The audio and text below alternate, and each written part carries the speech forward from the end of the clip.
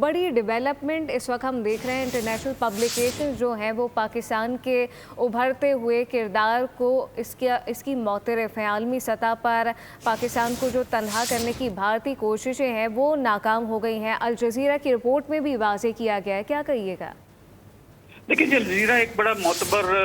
ادارہ ہے جو کہ فیکٹ بیس خبریں جو ہیں وہ شائع کرتا ہے، دو کہ سم ٹائمز وہ باعث بھی نظر آتا ہے، لیکن اس وقت جس طرح کی رپورٹس نے شائع کی ہے وہ صحیح معنوں میں ایک حقیقت پسندی سے اس نے جو ہے اس کو لینس سے دکھایا۔ بیسیکلی 2016 میں جب بی جے پی کی گورنمنٹ اور مودی آیا تھا پاور کے اندر، تو اس کی مینیفیسٹو میں تھا کہ پاکستان کو آئسولیشن کا شکار کرے گا، تو لہٰذا اس سلسلے میں 2016 میں اڑی کا فالس فلیگ کیا، پاکستان کو دہشت گردی کے سلسلے میں بدنام کرنے کی کوشش کی، 2019 میں پلوامہ کا انسیڈنٹ کیا فالس فلیگ، پھر 2025 میں پہلگام کا، اور یہ اس کی جو رٹ تھی میں نہ مانوں والی، اس کو اب دنیا جو ہے وہ کسی بھی صورت ماننے کو تیار نہیں تھی، اور اسپیشلی پہلگام کے بعد جس طرح کی عزیمت اٹھانا پڑی انڈیا کو کہ دنیا نے کہا کہ اب ثبوت لے کر جیسے پاکستان ہمیشہ ڈیمانڈ کرتا ہے، تو لہٰذا اس پر ناکامی کے باعث دنیا نے اب جو ہے مودی کے جو پرسپیکٹو اس کو سننا چھوڑ دیا تھا۔ پھر مزید یہ کہ بغض چائنا میں جو انڈیا کو غیر ضروری طور پر سپورٹ کیا گیا، وہ بھی سامنے دنیا کھل کے آیا کہ پاکستان نے کس طرح سے 2 گھنٹے کے اندر انڈیا کو گھٹنوں پہ آنے میں مجبور کیا، اور جس طرح سے پریزیڈنٹ ٹرمپ جو ہے 20 دفعہ جو ہے وہ اس کا ذکر کر چکے ہیں کہ کس طریقے سے انڈیا نے جو ہے وہ جگبندی کی درخواست کی تھی، جس کو مودی ہمیشہ ڈینائی کرتا وہ نظر آتا ہے۔ تو اس سے بھی انڈیا کی جو آئسولیشن ہے، یہ اس کا ایک مقام اس کی بڑے لینڈ مارک کی وجہ سے تھا، اس کو خاصا ڈینٹ پڑا۔ مزید یہ کہ وہاں پر جو سیکولرزم کا ایک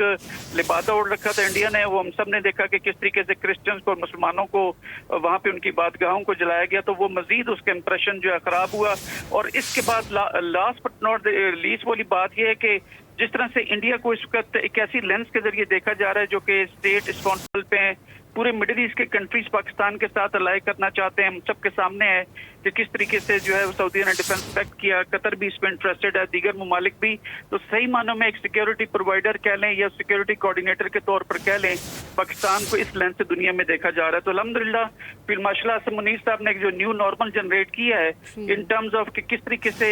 ملٹری ڈپلومیسی سیویلین ڈپلومیسی کو آگمنٹ کر سکتی ہے، وہ اس کی مثال ماضی میں نہیں ملتی ہے۔ تو یہی وجہ ہے کہ الحمدللہ پاکستان آج عزت اور وقار کی نظر سے دیکھا جا رہا ہے، لیکن یہ ضرور ہے کہ اس کا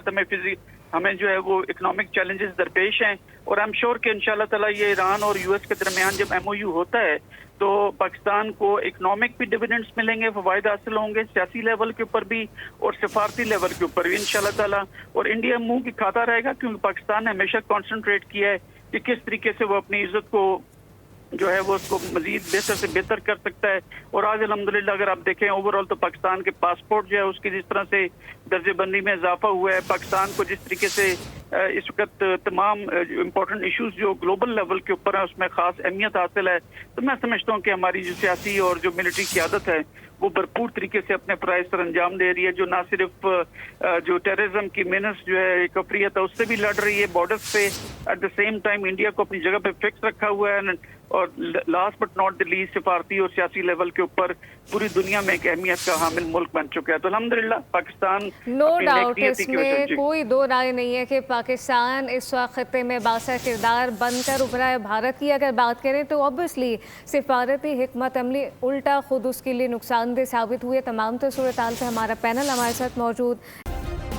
سبسکرائب کریں اور بیل دبائیں تاکہ کوئی خبر رہ نہ جائے۔